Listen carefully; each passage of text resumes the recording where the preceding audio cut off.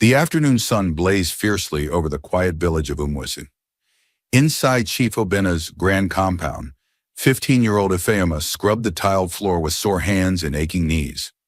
Sweat clung to her brow, but she dared not pause. Trouble always followed the smallest mistake. Her stepmother, Madame Ronco, stood by like a watchful hawk, arms folded and face twisted in irritation. Her head tie shimmered with wealth, her necklace sparkled in the light, but there was no kindness in her eyes. "Are you blind?" Ronke barked, pointing at a barely noticeable stain. "Clean it again." Ifeoma quickly rubbed the spot, her heart thumping like a drum in her chest. Since dawn, she had washed heaps of laundry, swept the compound, and cooked, but none of her efforts could satisfy Ronke. Meanwhile, in the living room, 13-year-old Adogo, her half-sister, lounged on the sofa, giggling with her friend Ada. Adogo's nails were painted coral pink, her dress brand new, just bought from town. "Ifeoma," Adogo called, waving her hand as if summoning a servant. "Come and fan me. This heat is killing me." Ifeoma glanced at Ronke, who gave a curt nod. Without a word, she picked up the raffia fan and began waving it gently over her sister. Adogo scoffed. "Look at you, dripping like a goat. No wonder no one likes you." Ada chuckled. "Even your clothes are from the Stone Age. Mine are from Lagos." Ifeoma kept silent. The insults no longer pierced as they used to. Ronke had married Chief Obina when Ifeoma was just 2. Her mother died not long after, and Ronke quickly took over the house with iron fists. She bore Adogo a year later, and from that moment on, Ifeoma became invisible in her own father's home. Chief Obina never once defended her. He acted like her pain didn't exist. If Ronke declared that Ifeoma wouldn't eat, he simply nodded. If she wept, he walked away. Meanwhile, Adogo lived like a princess. New sandals, lovely dresses, sweets, dolls, anything she wanted. And she made sure Ifeoma noticed. "See what Mummy bought for me," Adogo would say, spinning in a lace gown before her. "Too bad you'll never wear anything this nice." Her cruelty was cunning. If Adogo broke a cup, she would scream, "Ifeoma did it." If she refused her food, she'd dump it in Ifeoma's plate and shout, "She's stealing my lunch." The punishment always followed. That night, after a day full of commands and taunts, Ifeoma curled up on her thin mat in the musty storeroom. The scent of dust and old cartons filled the air, but it was the only place she could be alone. From the parlor, laughter echoed, Ronke, Obina, and Adogo enjoying fried meat and jollof rice. Her belly growled. She hadn't been given dinner again. Hugging her knees, she whispered into the darkness, "Why doesn't Papa love me?" The moon peered through the cracked window. Outside, thunder grumbled, and the sky wept as though mourning with her. The next morning, Ifeoma stood ankle-deep in the stream near the edge of Umu's village, scrubbing a pile of clothes under the scorching sun. Her reflection shimmered in the water, smooth ebony skin, high cheekbones, and eyes that sparkled with silent strength. At 20, she had blossomed into the most admired young woman in the entire village, though no one in her household ever uttered a word of praise. "She glows even in rags," the market women often whispered behind woven baskets. "That girl shines like early morning light." But her beauty only worsened her troubles. Madame Ronke's jealousy flared with every compliment Ifeoma received. She despised that Ifeoma, who wore threadbare clothes and walked barefoot, still attracted admiring glances. Adogo, too, grew increasingly hostile, fuming that suitors now noticed her half-sister more than her. Inside the house, Ronke paced like a lioness. "Obina," she thundered, slapping the center table. "3 men have come for Ifeoma this week. 3, and not even one asked for Adogo." Chief Obina peeked over his newspaper, barely interested. "And what do you want me to do?" "You'll do as I say," Ronke snapped. "That girl is ruining Adogo's future. With her still in this house, no man will ever look at our daughter." From across the room, Adogo groaned as she polished her nails. "It's not fair. I'm finer than her." She glared into the mirror, but even she knew the truth. That week, Ifeoma's heart shattered again and again. Each time a hopeful young man came with kind words and gifts, Ronke poisoned the well. To gentle-hearted Ibuka, she whispered, "She steals from us. A real disgrace." When Welof Kunle visited with plans for engagement, Ronke murmured, "Ifeoma is mentally unstable. Talks to herself at night." By the time they left, their admiration had turned to concern. "What a waste," she once heard Kunle say. "Such beauty, with such disturbing flaws." Then one evening, Ronke struck with her final blow. "We found a husband for you," she declared over dinner. "You'll marry Ayo, the blind potter." Ifeoma dropped the broom in her hand. Her heart leapt into her throat. "Ayo, that blind man who lives in the broken hut by the bush path?" she asked, panic rising in her voice. "No, please," she begged, running to her father. "Daddy, don't let this happen. I'll work harder. I'll never complain again." Obinna couldn't even meet her eyes. "Your mother knows what's best," he said quietly. "But I don't love him. He's a stranger," she cried. Ronke marched forward and yanked her by the arm. Her nails bit into Ifeoma's skin. "Refuse, and I'll throw you out tonight. No food, no clothes, no money." Adaugo clapped in wicked delight. Perfect match. Blind beggar and worthless girl. That night, Ifeoma lay on her mat, staring up at the moonlight slipping through the cracks in the ceiling. Her mind raced with thoughts of escape. But where would she go? No relatives, no friends, and the village would label her a disgrace. One tear slid down her cheek as she whispered into the silence, "Maybe I was born to suffer." The following morning, the village square filled with murmuring onlookers.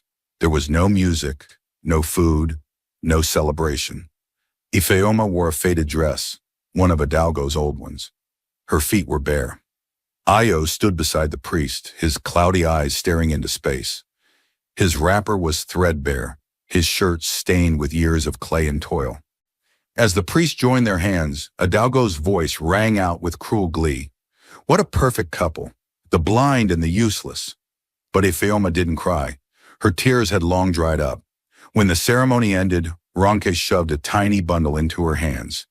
2 worn dresses and a cracked water pot. "Go, you're his burden now." And so, as villagers whispered and gossiped, Ifeoma walked beside the blind potter, headed to a new life. One cloaked in shadows, uncertainty, and unexpected beginnings. The blind potter's hut stood at the very edge of Umus, a small structure of mud bricks, its entrance covered only by a faded curtain. Inside there was a single mat, 1 wooden stool, and a faint scent of clay and smoke that lingered in the air. Darkness lived here, not just from Ayo's blindness, but in the quiet, empty corners of the room. Ifeoma sat in a crouch, knees drawn to her chest. This was her new home, a hut with no door, no furniture, no light. Her heart weighed heavy. This couldn't be real life. Then Ayo's soft voice broke the silence. "You must be hungry," he said gently. "I saved some yam." He held out a plate, just a small one, with 3 pieces of boiled yam, the only food he had. Ifeoma stared at him. For the first time, she truly looked at his face. Dark skin, full lips, soft features, untouched by anger or pride. His sightless eyes held a strange calmness. Maybe he wasn't like the others. The next morning, the rooster crowed before dawn. Ifeoma blinked into the dim room, disoriented. Where was she? Then it all returned. The wedding, the whispers, the exile from her father's house. She turned to the other side of the mat. Empty. Ayo was already at work, seated beside a glowing fire, his hands expertly shaping wet clay into a pot. His fingers danced with a rhythm guided not by sight but by years of practice. "Good morning," he said softly, not even turning his head. "I made tea." Steam curled from a tin cup beside her mat. Ifeoma blinked. No one had ever made her tea before. She whispered a stunned, "Thank you," as she wrapped her palms around the cup. The warmth soaked into her hands, slowly into her chest. It was the first kind gesture she had received in years. Days passed. The rhythm of her new life was nothing like she'd expected. Ayo never raised his voice. He never struck her. He didn't command or insult. He said thank you when she cooked.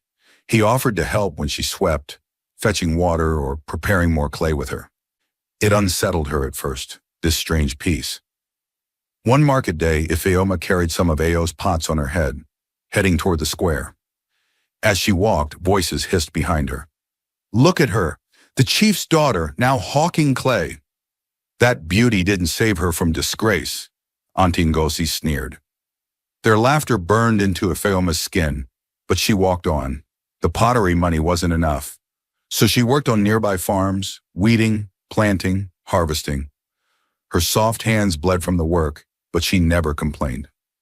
That evening, while she scrubbed clothes outside, laughter floated through the dusk air. A voice froze her blood. "Well, well, Adaugo."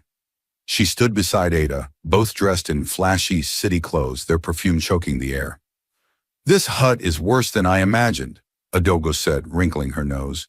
"Even our bathroom at home is bigger. Do you sleep beside the cooking fire?" Ada giggled. At least now her home matches her worth. Ifeoma's hands trembled in the water. Suddenly, Ayo's calm voice came from inside. "Ifeoma, come in, please." His tone, still calm, held a firmness that made Adaugo step back.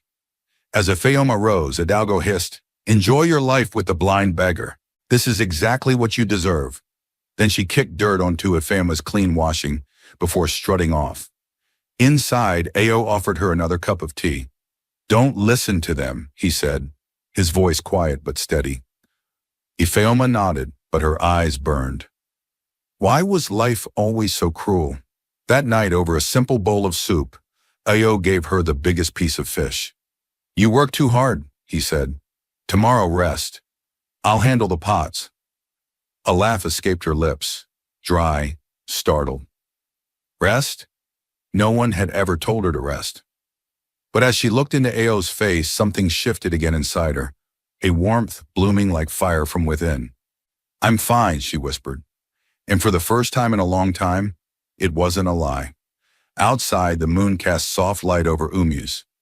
Inside a forgotten hut, two souls, one who couldn't see and one who had never truly been seen, sat in silence. And in that silence, something gentle, something like hope began to grow. The full moon cast a silver glow over Umyuz. Its light streamed through the open window of the small hut, bathing the floor in pale luminescence. Ifeoma shifted in her sleep, her arms stretching across the mat in search of warmth, of Ayo. But her hand met nothing. Her eyes fluttered open. Ayo stood by the window, tall and motionless, his back to her. The moonlight outlined his frame, making him look almost unreal. Something tugged at her instinct, something off. Then she saw it. His eyes. They weren't distant or unfocused like before. They were sharp, alive, focused. Ayo was looking directly at the moonlit path outside. A chill slithered down her spine. "Ayo?" Her voice cracked. He turned, slowly. They stared at each other, her face frozen in disbelief, his expression, guilt, raw and heavy. Finally, he exhaled deeply and stepped away from the window. "Ifeoma, I need to tell you the truth." He sat beside her on the mat, wringing his hands, his voice barely above a whisper. "My real name is Ayo Johnson. I'm not blind. I'm not poor." Ifeoma jerked backward as if his words had slapped her. Her back hit the mud wall behind her. Her heart pounded so hard she feared it would burst from her chest. "I came to Umyuz nearly a year ago," he continued, eyes full of regret. "I had nothing but the clothes on my back and my pottery skills. People mocked me. Only Mama and Nena showed me occasional kindness." Ifeoma blinked, remembering the old woman who sometimes slipped fruits into Ayo's hand at the market. She had thought it was pity. Now she knew otherwise. "But why?" Her voice trembled. "Why lie to the village? Why lie to me?" He reached for her hand. She pulled away. "I was once engaged to a woman in Lagos," he said. "She loved my wealth, not me. When I pretended to lose everything in a business crisis, she vanished. The very next day." He swallowed hard. "Others came, but they were all the same. Gold diggers, shallow hearts. I decided I needed to find someone who could love me without any of that. Someone who could love me. He gestured around the tiny hut. This version of me. Ifeoma stood abruptly, pacing the tiny space. Her mind swirled in fury and betrayal. 6 months. 6 months of marriage, poverty, humiliation. You watched me struggle. You let them mock me. I never let you carry anything alone. Ayo's voice finally rose, firm but pleading. I cooked. I fetched water. I supported you. I never treated you like Ronke did. Never. Ifeoma paused. He was right. He had never raised his voice, never let her go to sleep hungry, never treated her like a slave. When she came home with blisters, he heated water for her feet. When the village gossiped, he comforted her in silence. The pain in her chest gave way to confusion, then tears. I feel like a fool, she murmured. Ayo stepped closer, his hands hovering near her face. Please look at me, he whispered. When she finally met his gaze, his eyes were wet too. These 6 months have been the happiest of my life. You gave me kindness I never earned, love I never expected. A sob broke from her lips, sharp and deep. The storm of pain, rage, love, and confusion erupted at once. Then Ayo dropped to his knees in the dirt. I love you, Ifeoma. Not because you're beautiful, because you're kind. Because you're strong even when life has crushed you. Because you loved me without seeing anything but my heart. She crumbled, falling to her knees beside him, her arms wrapped tightly around his shoulders. Her tears soaked into his shirt. I'm angry, she whispered. But I understand. He held her close. Can you ever forgive me? He asked. She pulled back just enough to see the fear in his eyes. Yes, she said softly, her palm resting on his cheek. Ayo wrapped her in a warm embrace. Her head rested against his chest, listening to the steady beat of his heart. For the first time in her life, she felt chosen, truly chosen. Outside, the sky blushed with the first rays of dawn. A new chapter had begun for both of them. The clouds parted above Lagos City, and the private jet descended slowly into the airport's sleek terminal. Ifeoma held Ayo's hand tightly as the cabin door opened to a world she had never imagined. The ground shimmered with cars that gleamed like mirrors. Bodyguards in black suits waited beside a convoy of luxury SUVs. Her legs wobbled beneath her. This was all too much. All this is yours now, Ayo whispered into her ear, his lips brushing against her cheek. Inside the plush car, Ifeoma leaned against the leather seat softer than any bed she had ever known. Through the tinted glass, she watched towers rise into the clouds, flashing lights and billboards glowing like stars. It feels like a dream, she murmured. It's just the beginning, Ayo said, squeezing her hand. For the next 2 weeks, Ifeoma lived in a world she never thought she'd see. They dined in high-end restaurants where the food looked like artwork. She wore gowns that shimmered like the night sky and shoes that clicked elegantly on marble floors. Every night, on the balcony of their penthouse, they sat under the city lights, sipping tea, sharing laughter and secrets, building the kind of love that felt untouchable. But one evening, as servants cleared their plates from a candlelit dinner, Ifeoma grew quiet. What's wrong? Ayo asked, concerned. She looked down at the gold necklace around her throat, fingers tracing its delicate pattern. Then she raised her eyes to him, steady, firm. We need to return to Umuz. Ayo blinked. Why? I need them to see me, she said. I need them to know they didn't break me. Back in Umuzi, rumors rippled through the village like wildfire. A convoy of black jeeps rolled into the dusty square. Children sprinted behind the motorcade. Traders abandoned their stalls. Everyone watched in stunned silence. Victor Ayo Johnson had turned the village center into a festival ground. Colorful tents rose from the dirt. Tables groaned under the weight of food, jollof rice, pepper fish, plantains, cake in rainbow-colored icing. A live band played highlight music. Waiters in white served cold drinks in actual glass cups. Then she stepped out. Ifeoma. Draped in a flowing royal blue gown, diamonds glittering at her neck like constellations. Her hair was swept into an elegant bun, Her presence silenced the crowd. "Is that Ifeoma?" The whispers spread like wind. "The same girl they gave to a blind man?" At last, Ronke Adogo and Chief Obina arrived, escorted forward by curious villagers. They stood frozen in place, mouths agape. Adaugo's eyes bulged at the sparkle of Ifeoma's diamonds. "That can't be real," she hissed. "She's just pretending." Ayo stepped forward, his voice booming through the square. "Welcome, friends, especially those who mocked my wife when she married a man you thought was blind and broke." Murmurs rippled through the crowd. Obina shifted uncomfortably. "This is deception," Ronke snapped. "A trick!" Ayo pulled a magazine from his pocket, raising it high. "Victor Ayo Johnson," he said, "CEO of Johnson Holdings." The crowd gasped. The village chief stammered, "The billionaire from the news, the TV?" Obina stared at his daughter, her poise, her confidence, her grace. He dropped to his knees, tears carving paths down his dusty cheeks. "I was wrong," he wept. "My daughter, please, forgive me." Ifeoma's heart twisted. Once this was all she had wanted, to be seen, to be loved. "I forgive you," she said softly, "but we will never be family again." Adaugo charged forward, face twisted in fury. "You don't deserve this," she screamed. "This life should have been mine." Her glittery dress suddenly looked cheap in the glow of Ifeoma's elegance. Ayo stepped in her path. "The only reason you're not behind bars is because of Ifeoma's kindness," he said coldly. "From this day forward, no one from this family comes near my wife again." The band struck up a cheerful tune. Laughter and joy filled the square.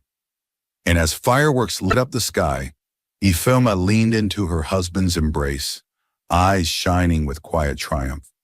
For the first time she felt peace, not because she had riches, but because the girl once discarded now stood tall and unshaken. She had found her worth, and the world had finally seen it.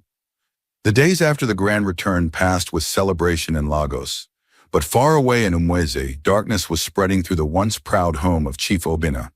Bitterness had grown like weeds in Ronke's heart. She sat in silence most days, haunted by the image of Ifeoma in diamonds. Adaugo, too, had not spoken much. Their pride was crushed, their envy choking. But worse was yet to come. The fire started at midnight. Flames danced like spirits across the dry fields, consuming Obina's precious plantation, the land that had sustained their family for decades. By morning, there was nothing left but smoke and charred earth. The once lush farm was a graveyard of ashes. Chief Obina stood there staring blankly at the ruins. His legs gave out beneath him. "Papa!" Adaugo screamed as he crumpled face first into the blackened ground. Ronke rushed to his side. His face sagged. One side of his body hung limp. The village healer arrived, his diagnosis grim. "The stroke was from the shock," he murmured. "It will take prayer and medicine, but healing may never fully come." Their world collapsed overnight. Without the plantation, their income vanished.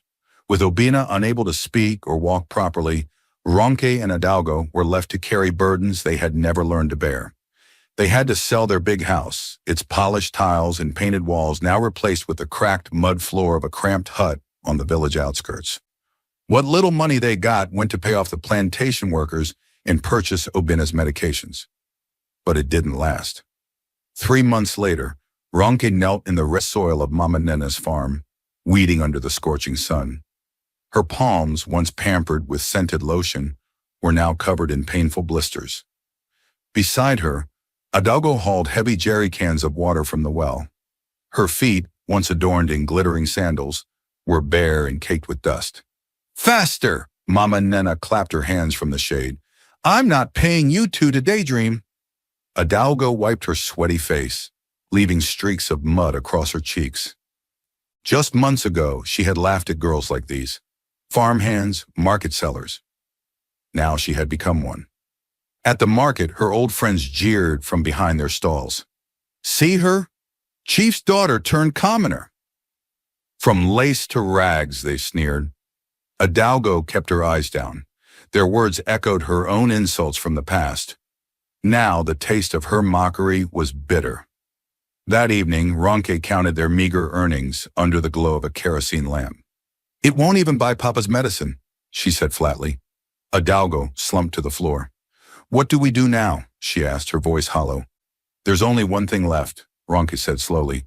"You must marry Farmer Chuka." Hidalgo's head snapped up. "Chuka? That old man? He's 50 years old and smells like palm oil and sweat." Ronke's voice cracked, weary and defeated. "He offered 3 bags of rice and to pay for Obina's treatment. We have no choice." The wedding was a shadow of Ifeoma's. No music, no guests, no joy. Hidalgo wore a borrowed wrapper and veil and said her vows to a man old enough to be her father. His hut was smaller than even their own. His snores shook the walls at night. His conversations bored her to tears. Only now did she understand Ifeoma's pain. Meanwhile, far away in Lagos, Ifeoma stood in a grand cathedral, her white gown glittering beneath the stained glass windows.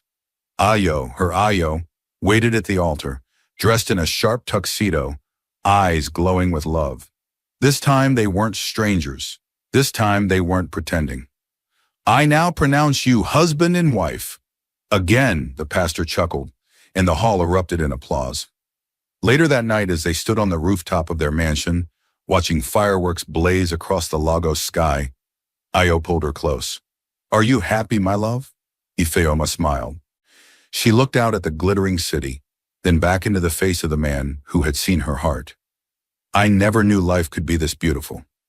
And for the first time in forever, she wasn't dreaming. This was real. This was hers. 5 years had passed. The mansion's garden in Victoria Island echoed with the sound of children's laughter. Ifeoma stood on the patio, smiling as she watched her 3 little ones run across the lush green lawn. 2 boys and a girl, all with her warm brown eyes and Ayo's strong nose, played beneath the sunshine like it belonged only to them. Ayo stepped out with a glass of Zobo, gently wrapping his arm around her waist. "Our home," he said, kissing her temple. "Our joy." Ifeoma leaned into him, her heart full. She had lived 1,000 lifetimes of pain, but this moment, this was peace. Meanwhile, back in Umuesi, the story was far different. The sun was setting over the dusty village paths as Ronke sat in their cramped hut, fanning Chief Obina. His eyes were distant now, his face slack on one side, drool leaking from the corner of his mouth. She wiped it gently with the corner of her wrapper. On the other side of the room, Hidalgo ranted to no one in particular. "That man snores like a trapped cow," she grumbled. "And the smell, eh? He still won't bathe unless you threaten him. I swear I can't do this anymore." Ronke didn't reply. She just stared out the open window, watching children chase each other in the distance, reminded of a time when her daughter ruled over them all, feared and adored. Now she worked in the cassava fields for daily bread. Their neighbors no longer visited. They were no longer feared. Even the church women barely nodded in their direction, and the whispers hadn't stopped. "Do you remember what she did to Ifeoma?" one market woman would say. "She thought she was building her daughter's future. She destroyed it," another would respond. Ronke didn't need to hear the words. She could feel them in the stares, in the silences. Hidalgo wiped sweat from her brow and leaned against the wall. "Mama, if we had just treated her better," she said softly. Ronke nodded. Her voice barely escaped her throat. "If only." Those 2 words became their daily prayer. If only. If only they had seen beyond Ifeoma's silence. If only they had treated her like a daughter instead of a burden. If only they had known that the man they mocked would become the very prince they tried to chase away. But regrets came too late. And across the country, in a home full of light, laughter, and love, Ifeoma's past had become just a memory. A painful one, yes, but no longer a wound. She now told her story to her children not as a tale of sorrow, but as a lesson of grace, strength, and transformation. Because kindness, even when unseen, always finds its reward. And cruelty? Cruelty always finds its consequence. Night had fallen over Lagos, and the children had finally gone to bed, their giggles now replaced by soft snores echoing down the mansion hallway. Ifeoma sat by the open balcony, wrapped in a silk robe, her feet tucked beneath her as the city lights flickered like stars below. Ao joined her with 2 cups of steaming tea. They sat in silence for a while, the kind that felt sacred, like a gentle hymn between soulmates. I told them the story again tonight, Ifeoma said, smiling softly as she looked into her teacup. Io raised a brow. Which part? The whole journey. The floor scrubbing, the fake blindness, even the cracked pot on our wedding day, he chuckled. Ao shook his head amused. They must think their parents were part of a movie. They listen with wide eyes every time, like it's a fairy tale. A warm breeze carried the scent of night-blooming flowers across the balcony. Ifeoma leaned her head against Ao's shoulder. They asked me why I forgave them, she whispered, why I didn't punish those who made me suffer. And what did you say? He asked. That strength isn't in revenge, she replied quietly. It's in rising, in forgiving, in being better. Ao kissed the top of her head, holding her close. Far away, in the dim corners of Umweze, Ronke still wiped Obina's mouth with worn-out rags. Adalgo still toiled in Chuka's farm, waking at dawn and cursing her choices at dusk. They both still whispered those 2 heavy words, if only. But in Ifeoma's world, the pain had turned to purpose. She now sponsored scholarships for girls in the village, funded farming projects for widows, and even rebuilt the Umua's health clinic. She never returned to the compound where her childhood was buried, but her presence could be felt in every blessing that touched the village. She had become a queen, not one with a crown, but one with compassion. And the story that once began with a worthless girl ended with a woman whose worth could no longer be denied. Because true power isn't loud. It's quiet, consistent, kind. And in the end, it always wins.